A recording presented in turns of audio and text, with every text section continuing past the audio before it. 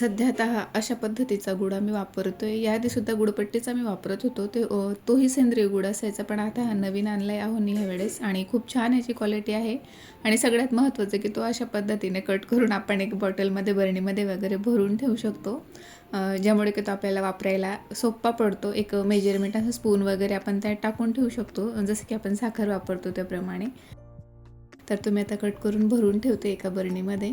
तर स्वागत आहे सगळ्यांचं आपल्या पुन्हा एका नवीन ब्लॉगमध्ये. तुम्हा सगळ्यांचा आजचा दिवस सकारात्मकतेने भरलेला व आनंददायी असा जावो अशी साईंचरणी प्रार्थना करते. आणि आज रविवार होता आणि इतरही बरीच अशी छोटी मोठी कामं असतात रविवार म्हटलं की, आठवड्याभराची जी की आपल्याला करून ठेवायची असतात, मध्ये जमत नाही फारसं. तर तसंच मला तूपसुद्धा बनवायचं होतं आणि फ्रीज साफ करायचं होतं आज. कारण रविवार हा बाजाराचा दिवस असल्यामुळे नवीन भाज्या आणल्या जातात आणि तसे फ्रीज खाली झालेलं असतं. तर मी प्रत्येक रविवारी त्याला वरच्यावर थोडंफार साफ करत असते. तसं तर डीप महिन्यातून किंवा 2 महिन्यातून एकदा करते मी. पण हे असं जर का आपण वरच्यावर प्रत्येक आठवड्याला करत असलो तर फारसं खराब होत नाही फ्रीज. तर तेही आज मला पुसून काढायचं होतं. आणि इतर काही कामं असतात, जसं की आपण धान्य मोड घालत ठेवते मी. जे काही मला आठवडाभर लागणार असतं ते एकाच वेळेला मी भिजत घालून घेते. मटकी, मूग जे काही लागतं ते, हरभरे वगैरे. आणि त्यांना मग दुसऱ्या दिवशी मोड आल्यावर फ्रीजमध्ये स्टोअर करून ठेवते. म्हणजे जेव्हा कधी मला वाटतं आज काही बनवायचं आहे तर ते त्या दिवशी ते बनवलं जातं. त्यासोबत दही लावायचं असतं. दही लावून होतं एक आठवडाभर जाईल असं नाही, पण निदान 2 दिवस तरी पुरेल असं दही लावून घेते. तर अशी काही छोटी मोठी कामं असतात. आठवड्याभराच्या भाज्यांसाठी लागणाऱ्या लसूण वगैरे सोलून ठेवते. तरी ही अशी काही छोटी मोठी कामं असतात रविवारी जी की करून ठेवायला लागतात, ज्यामुळे पूर्ण आठवडाभर आपण रिलॅक्स असतो. तसं तर मी ज्या दिवशी मला आठवतं त्या दिवशी मध्येसुद्धा एक एक गोष्ट करत राहते, जसं की दाण्यांचं कूट करणं झालं, वाती वगैरे बनवणं. अशा गोष्टी सहसा माझ्याकडे वाती संपतच नाही, आईने एवढ्या बनवून पाठवलेल्या असतात. पण मला स्पेशल जी काही बनवावी लागते अखंड दिव्यासाठी, तर ती मी करत असते अधूनमधून. सगळ्या वाती एकत्र करून किंवा मग कापूस, दुसरा कापूस निवडून वगैरे. तर ही अशी कामं असतात. तर इथे आज तूप बनवलं होतं मी, तर तेही काढून घेतलं आणि थोडंसं चुकून माझ्याच्याने सांडलं गेलं.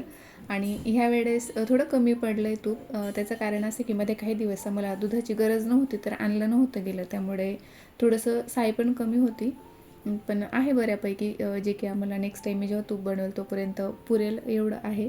आणि आज रविवार असून सुद्धा सकाळी लवकर उठणं झालं होतं, कारण मी खूप ठरवून झोपते की उद्या रविवार आहे, रिलॅक्स उठूया तसं आणि आवरूयात आरामाने. पण काय होतं, रोजची जी काही सवय असते आपली त्यावेळेला जाग येते, मग त्यानंतर नुसतं पडून राहणं योग्य वाटत नाही. आणि उलट चांगलंच झालं सकाळी लवकर उठणं झालं. तर 11 वाजेशी माझं रोजच्यासारखं सगळं काम आवरून झालं होतं आणि त्यामुळे मग इतर कामांना आपण भरपूर असा वेळ देऊ शकतो. तर इथे माझा स्वयंपाकही झाला होता. जी काही एक्स्ट्राची कामं होती तर तीही आवरून झाली होती. संध्याकाळी फक्त भाजी आल्या की तेवढं निवडायचं आणि ते लसूण वगैरे सोलून तो तर मी रात्री आम्ही जेवण झाल्यावर थोडंफार बसतो वर टेरेसवर किंवा मग बाल्कनीत, तर तेव्हाच निवडून ठेवते. तर तेवढी काही ती कामं बाकी होती. पण आधी मात्र लेट उठला होता आज रविवार असल्यामुळे. आणि आज कुठेतरी एका ठिकाणी आम्हाला बाहेर जायचं होतं, पण झालं असं की जिथे जायचं होतं तिथे आजच्या दिवशी ते ओपन नव्हतं. तर इकडे म्हणजे आम्हाला हे नवीन ठिकाण माहिती झालं, व्यंकटेश बालाजीचं मंदिर. तर म्हणजे ते आम्हाला बोर्ड दिसलं होतं, तर म्हटलं इकडे जाऊन येऊयात. माहिती नव्हतं मध्ये इतकं छान असं मंदिर आहे असं. तर सहज आलो होतो आम्ही, पण खूप आवडलं ही जागा. अधूनमधून थोडंसं चेंज म्हणून इथे यायला काही हरकत नाही आणि सोबतच व्यंकटेश बालाजीचं दर्शनसुद्धा होईल. तर सुरुवातीला हे मला घर वाटलं होतं कोणाचं तरी घर असेल, म्हटलं हे जुनं बांधकाम खूप आवडलं मला, तर तेच मी कॅप्चर केलं. पण ते घर नव्हतं, कसलं तरी कार्यालय होतं ते. आणि इथे ही गोशाळासुद्धा आहे. तर बंद होती, जायचं होतं आतमध्ये पण तिकडे अलाउड नव्हतं, मला वाटतं बंदच होती गोशाळा. मग डायरेक्टली आम्ही मंदिराकडे गेलो. तर हे व्यंकटेश बालाजीचं मंदिर आहे. हे जे मंदिर आहे तर हे आधी म्हणजे गुगलच्या माहितीनुसार जेव्हा मी इथे आलो तेव्हा गुगल केलं होतं की शंकराचार्यांचा मठ म्हणून ही जागा ओळखली जायची. तर आता हे असं छान असं बांधकाम इथे झालेलं आहे. तर इथे बालाजीसोबत देवी पद्मावतीचं सुद्धा मंदिर आहे. गंगापूर रोडला सोमेश्वर धबधब्याला लागूनच हे मंदिर आहे. तर खूप छान वातावरण होतं तिथे. आणि मला वाटतं ते ह्या वर्षी पुरुषोत्तम मास म्हणजेच अधिक महिनासुद्धा आहे. तर त्यात काही पूजा वगैरे असतील तर सत्यनारायणाच्या वगैरे, तर कोणाला बसायचं असेल जोडीने पूजेसाठी तर त्याच्यासाठी तिथे कॉन्टॅक्ट नंबर होते. आणि आत्तापासून तिथे बुकिंग सुरू होती. तर तेच ते तिकडे त्यांनी होल्डिंग लावलं होतं, तर ते सुद्धा मी थोडंसं घेतलं होतं.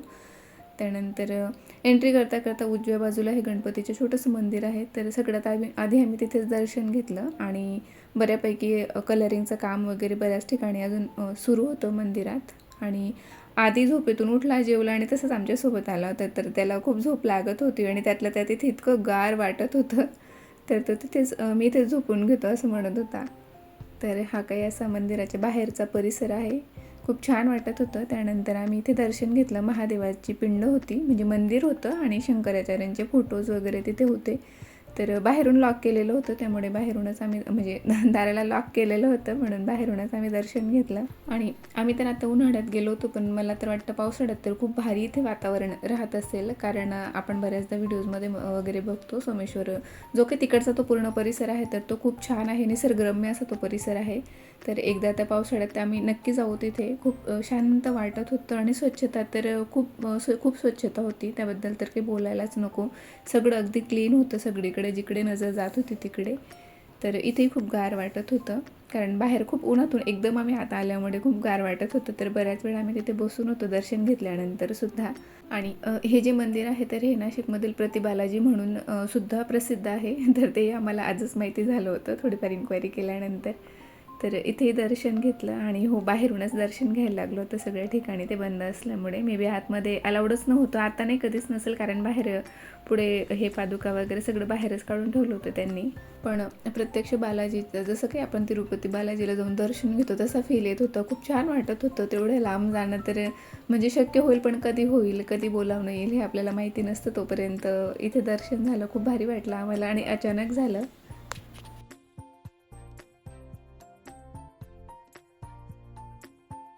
कुठलाच असा प्लॅन नव्हता. या मंदिराबद्दल माहिती आम्हाला नव्हती. आम्ही घरातून निघालो होतो एका वेगळ्या ठिकाणी जाण्यासाठी, पण अचानक हे दिसलं नावाहून तर जाऊन येऊयात. 1 ते 1.5 किलोमीटर लांब होतं तिथून, आणि ज्या लोकेशनला आम्ही गेलो होतो तिथे असंही आज काम झालं नसतं सुट्टी असल्यामुळे, म्हणून म्हटलं जाऊन येऊयात. तर हे मंदिर अशा पद्धतीने आज एक्सप्लोअर झालं अचानक, पण खूप छान वाटत होतं तिथे. आणि हे देवी पद्मावतीच्या मंदिराकडे मी जात होतो तेव्हा हे इकडच्या बाजूला सुद्धा गेट आहे बॅक साईडला, तर ते बंद होतं आणि पाठीमागे नदीत मला वाटतं पुलाचं काम सुरू होतं आणि गाव असावं तिकडे कदाचित, म्हणून तिथे पूल वगैरे बांधला गेला होता रस्त्यासाठी. त्यानंतर हे देवी पद्मावतीचं मंदिर, इथे सुद्धा दर्शन घेतलं आणि इथे मग बऱ्याच वेळ बसलो होतो आम्ही, कारण हे थोडं साईडला असल्यामुळे खूप शांत वाटत होतं इकडे. तिकडच्यापेक्षा बालाजीच्या मंदिरात थोडीफार गर्दी होती, रश होतं थोडंसं, म्हणजे आवाज होता थोडा तरी. इथे अजिबात आवाजही नव्हता, खूप शांत वाटत होतं, त्यामुळे इथे मी बऱ्याच वेळ बसलो होतो.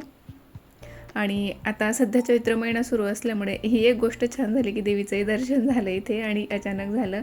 अशा काही गोष्टी ज्या घडून येतात, ज्या आपण ठरवलेल्या नसतात, तर ती देवाची इच्छा असते, म्हणजे असं मला त्या दिवशी फील झालं. कारण गेलो आम्ही दुसऱ्या गोष्टीसाठी होतो, पण बोलवलं आम्हाला यांनीच होतं कदाचित. तर इथे दोघं ठिकाणी दर्शन घेतलं आणि खूप छान वाटत होतं. फुल म्हणजे साऊथमध्ये गेल्यासारखं फील येत होता. आणि इथे ह्या 2 मूर्ती बघून मला एक प्रश्न पडला होता. ह्या दोघं मूर्त्या सेम तर नव्हत्या. एक मूर्ती अंबाबाईची होती याच्यातून आणि एक देवी पद्मावती. तसे तर सगळे रूप देवींचे एकच असतात, पण असं मला वाटलं तिथे. आणि त्यानंतर हे त्याचं मंदिराच्या आजूबाजूचा सगळा परिसर आहे, जे की प्रदक्षिणा घालताना मी थोडंसं शूट घेतलं होतं. आणि इकडे हवनकुंड होतं, पूजा याग वगैरे तिथे होत असतील. आणि ही मागची बाजू होती. दोघंही मंदिरांच्या पाठीमागे असंच होतं, थोडंफार बसायला जागा होती, गार्डन होतं आणि अशी काही झाडं लावलेली.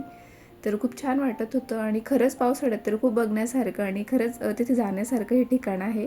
तर सगळ्यांनी नाशिकमधून असतील त्यांनी नक्की आवर्जून एकदा भेट द्या. आणि मला वाटतं बऱ्याच जणांना माहिती असेल, आम्हालाच उशिरा माहिती झालं, पण असो, आम्ही जाणार परत एकदा पुन्हा कधीतरी पावसाळ्यात वगैरे. तर इथे हे थोडंसं असं बाहेरचा परिसर मी आता तुम्हाला दाखवते. आणि ऊन असल्यामुळे खूप गर्दी कमी होती. इकडे आणखीनच कमी होती, तिकडे होती थोडी बालाजीच्या मंदिरात, पण इकडे अजिबात नव्हती. खूप छान असं दर्शन झालं आणि सगळ्यात महत्त्वाचं की इतकं शांत वाटत होतं ह्या ठिकाणी, कारण इतर ठिकाणी रविवार म्हटलं की खूप गर्दी असते, तसं इथे काहीच नव्हतं. आणि माझ्या तर डोक्यात चाललं आहे आता की एखाद्या वेळेस सगळ्या सोसायटीतल्या म्हणजे लेडीजला घेऊन इथे यावं, एक पिकनिक म्हणून, मुलांना वगैरे म्हणून, कारण इतकं निवांत मला तरी वाटतं दुसरं कुठलं ठिकाण सुट्टीच्या दिवशी तुम्हाला बघायला भेटणार नाही. नाशिकमध्ये तरी सगळीकडे गजबज असते आणि नुसती गर्दी असते, त्या मानाने मला खूप आवडलं.